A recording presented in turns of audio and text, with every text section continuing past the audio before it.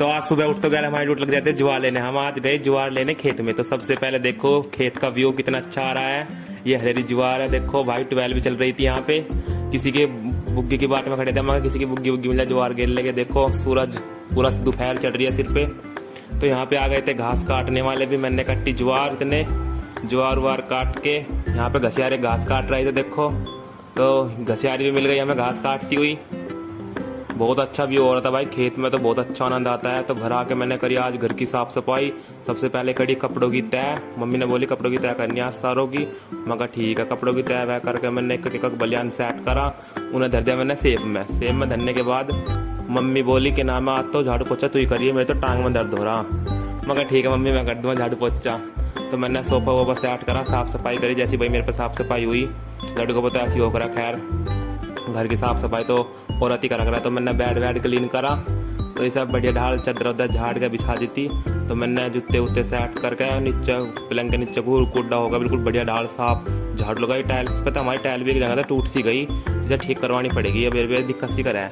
तो हम इस अब आ गए थे रसोई में। सबसे पहले मंजे मैंने बर्तन वर्तन साफ करके मैंने बड़े ढाल प्लेट रगड़ रगड़ के मगा तो चमका दूंगा, फैल लवली के करीब लगा दूंगा। तो भाई बर्तन मांज दिए थे इन्हें। बर्तन मांज के मैंने लगा देते हैंगर पे, स्टैंड पे बर्तन मांजने के। तो बर्तन वर्तन साफ करके मगा तो रसोई में मम्मी घनी गंदी सी हो रही है, चल रसोई साफ कर दे। तो मैंने एक नमक मिर्च के डिब्बे साफ करे। साफ सूफ करके मम्मी बोली और तेल खींचने वाली मशीन चिमनी भी गंदी हो रही, सब साफ कर दे खोल कर। मगर चल तो मम्मी से भी वो कर दू खोल कर। मगर देखो जलाएगा मम्मी इसकी लाइट। मगर तो मम्मी लाइट खराब से होगी, दिक्कत होगा खटका तो खोल पहले जब तो जलेगी। तो भाई लाइट वाइट जलाई मैंने, इसकी बाकायदा जल रही थी वो। तो मैंने ना रसोई की टाइल धोई, पानी गिर का सब भरना था बड़े डाल चमका दी मगा। तो चाय की केतली भी बहुत गंदी होती भैया।